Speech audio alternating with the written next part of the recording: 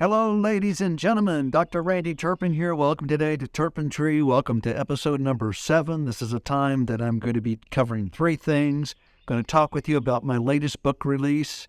I'm going to be talking with you a little bit of commentary on the last 2 videos I've done, and also a bit of a project update. Where are we going from here? First, my book release. I've just released The Beginner's Guide to Tracing Your Family Tree. If you're working on your family tree, I encourage you to get this. I believe it will be helpful. It's just been released this week. Go to declarationpress.com or to amazon.com, and you can order this. The Beginner's Guide to Tracing Your Family Tree by yours truly, J. Randolph Turpin, Jr. Uncovering Your Ancestral Roots is the subtitle. Okay, a little bit of commentary on the last 2 videos. I'm talking about the video that I did tracing the family history from Adam and Eve up to Noah. And then the last one I did was from Noah's time up until the beginning of the Viking Age. Some people have wondered, have you actually traced your family tree back to Adam and Eve or back to Noah?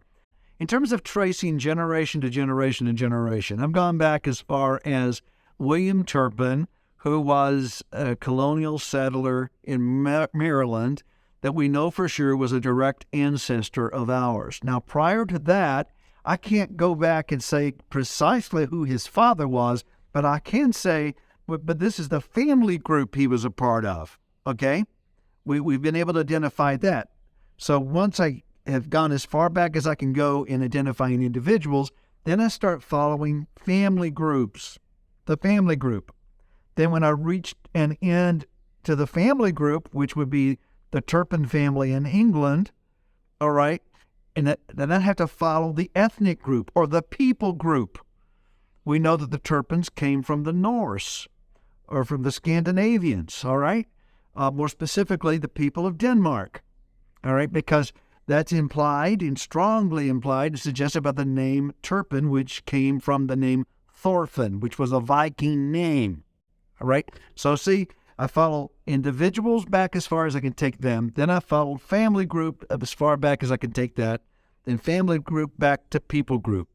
That's why in the last episode I dealt a lot, almost the entire thing, was about all the migrations that took place, that came together, brought together the various tribes and the peoples that make up the Danes from which we descended. So that's my approach, and that's my answer to that question. In terms of an actual pedigree, no, but in terms of following the history, yes. I've been able to trace it back to Adam and Eve in that sense. All right, the next thing I want to touch on is, some of the source material I used for the last 2 episodes. Of course, I hold to the Bible as authoritative. I see it as not just of religious value, but also of historic value. I don't want to get to an in-depth discussion on defending that in this episode right now. We might do it another time in another way. But yes, the Bible I hold as authoritative, but you will notice I have integrated some material that's even outside of Scripture, which would be historic material, as well as some input from the book of Enoch.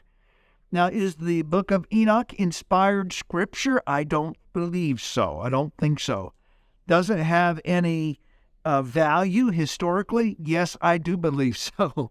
There are portions of the book of Enoch that are quoted in the New Testament, and first century Christians and Jews did esteem at least some version of the book of Enoch as having some value. So during the days of Jared in the Old Testament, who's one of our ancestors, of course, and Enoch and Methuselah and all those people, we see some information that I've put in in one of my videos that is drawing upon input from the book of Enoch, okay? So I have relied on that some. It's not at the same level of authority as Scripture, but there's some value in drawing from the book of Enoch. I've also drawn some from the writings of the Jewish historian Josephus, as well as some other historians. Now, some may be wondering about the timeline I've used. I've placed the flood around 3000 BC. A lot of people look at around 2000 BC or somewhere around there, Well, I base my timeline on the Greek Septuagint. What is the Greek Septuagint? It is a translation of Old Testament Hebrew, a translation that was made prior to the time of Christ, which is considered reliable, authoritative. It basically is the same Hebrew basis for that translation that the New Testament writers used as a reference. In other words, the apostles, the people of the New Testament era, in the pages of your New Testament, the Bible they used in the Hebrew text was based on the same Hebrew that the Septuagint is written from. Am I getting too technical here? Anyway, the version of Old Testament that we read in our Bibles is based on the Masoretic text. That translation was done after the time of Christ. In other words, the version of the Old Testament scriptures that I'm looking to is an older Hebrew, and I believe a more reliable. And in that particular text, the dates and the ages are a bit different on some of those Old Testament patriarchs, all right? So when you use that Septuagint as a basis, the Septuagint as a basis for timelining some of these Old Testament things, then it helps a lot of the pieces to come together a lot more neatly. Let me tell you what I'm talking about. Let's take, for instance, the Swedish people consider that Magog was an early settler in their land. In fact, they believe that Magog was the founder of the Swedish people, and that he actually arrived 88 years after the flood. And no matter what timeline you're using for the Tower of Babel, that is a long time before the Tower of Babel was ever built and the nations were ever dispersed. So that means even before the Tower of Babel, Magog showed up in Sweden. Also, we have the Gomerites, the people of Wales, the Welsh people. They claim that the Gomerites showed up in Wales just a few hundred, I think about 300 years after the flood, okay? Well, that was prior to the Tower of Babel, okay? So a lot of things were happening there prior to the Tower of Babel that don't make sense unless you actually use that Septuagint timeline. All right, so that might be a little too technical for some of you. I'll be happy to get into more of a discussion on that with you another time if you want it. But there are some of these dispersions that did happen before the Tower of Babel. I used to look at the Old Testament in the book of Genesis and I'd see, okay, the scattering of the nations didn't take place until the Tower of Babel. Of course, that's where the languages of the world were confused, and there was a great dispersion of nations that took place there. But some of the migrations did take place prior to that, all right?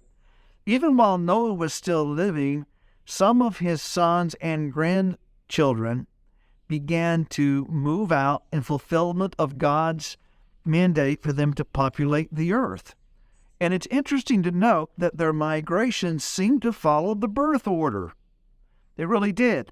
Now, while Noah was over there in more of an eastern area, east of where Babylon was, we see that, let me go into the birth order. Gomer, Magog, and Madai. All right? Those were the first three sons that Japheth had. All right?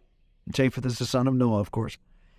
Well, all of their movement was to the direct north of the Mount Ararat area, and Madai was directly to the southeast of the Mount Ararat movement of people. Okay? So all of that happened over there. These are the oldest sons of Noah. Now, Tubal, who is not the oldest sons of Noah, the oldest sons of Japheth, I should say. The grandsons of Noah.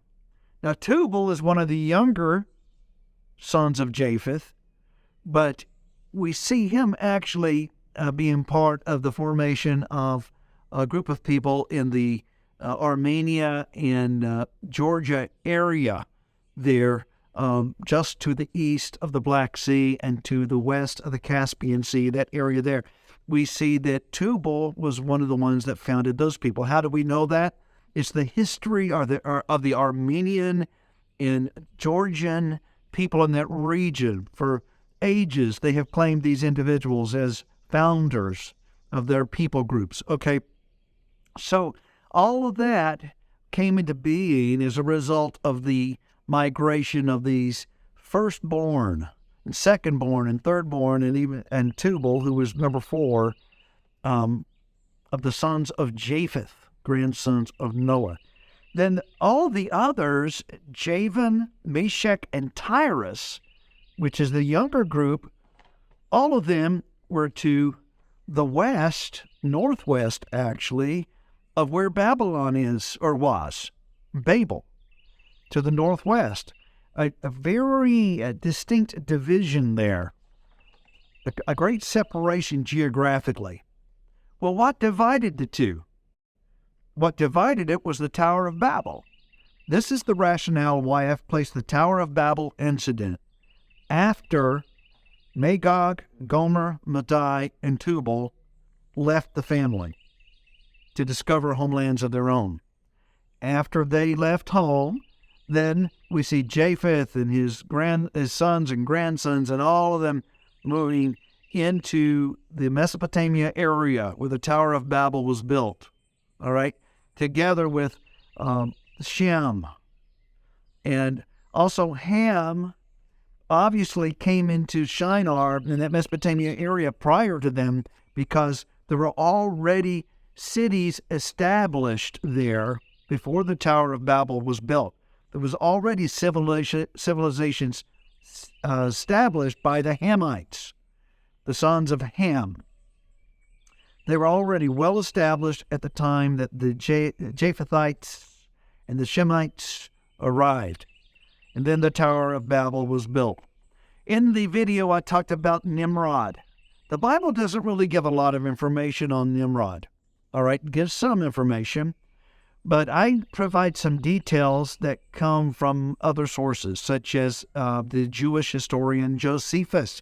He gives us some insight on Nimrod that the Bible doesn't directly speak of, and some other historic sources have fed into some of the information I shared with you about Nimrod, who is credited with building the city of Babylon and by implication, building the Tower of Babel or Babel. You may prefer to pronounce it. All right. Now, Josephus and others speak of Japheth as migrating after the Tower of Babel incident, migrating up into what is now Turkey, Asia Minor, Anatolia. They're near the area where Saul of Tarsus actually was from, close to the Mediterranean Sea. And there, in the video, I talked about one of Japheth's sons, Javan. He had sons that became founders of people groups in the Mediterranean islands, even over into Greece, and even other distant lands. They built ships and traveled to these places, and it makes sense to me that they would have been trained by the shipbuilder of shipbuilders among them, which would have been Japheth, who had worked 100 years alongside his father Noah in building the ark. All right? So there's the rationale behind that, and hopefully that clarifies questions you may have as to why I laid it out that way. All right? And so once again, just to track it again, I see as two major divisions among Japheth's children. His children who settled to the east, that was prior to the Tower of Babel. His children that settled to the west, that was after the Tower of Babel, or the Tower of Babel. I talk about the city of Troy. I mean, for generations, for ages, people just thought Troy was a mythological city. Archaeology has kind of proven otherwise, that it was an actual city and that really existed, and the Trojans were an actual people. And there's even a lot of cultures throughout Europe have stories and legends that go all the way back to Troy. So I see it as an actual historic city. So a lot of the things that are considered mythology have some basis. I'm not saying all the details are true, but there's some basis and foundation for a lot of that in actual history that goes back to the city of Troy. Many cultures point back to Troy in their origin stories. And there's some writings that come out of Iceland, some of the Viking stories and the Norse stories that suggest that the Scandinavians have a connection back to Troy, the Thracians that occupied the area there. And I talked about a migration that took place from ancient Troy up to the north side of the Black Sea, the area of the Azov, Sea of Azov, and the Don River, which is in Russia, actually. And there we see a group of Thracians that settled, that came from the Troy region. These are descendants of Tyrus, our father Tyrus, who was a son of Japheth. And they're in that region, and a leader rises up among them named Odin. All right, that name Odin registers with many of you as a Norse god. Okay, there's reason to believe, I believe good reason to believe, that Odin was an actual person that was a great leader, a chieftain among these people, and that his exploits were so grand that they were exaggerated. In later generations, he was kind of elevated to the level of deity and the perception of the people. So he became esteemed as a god among them.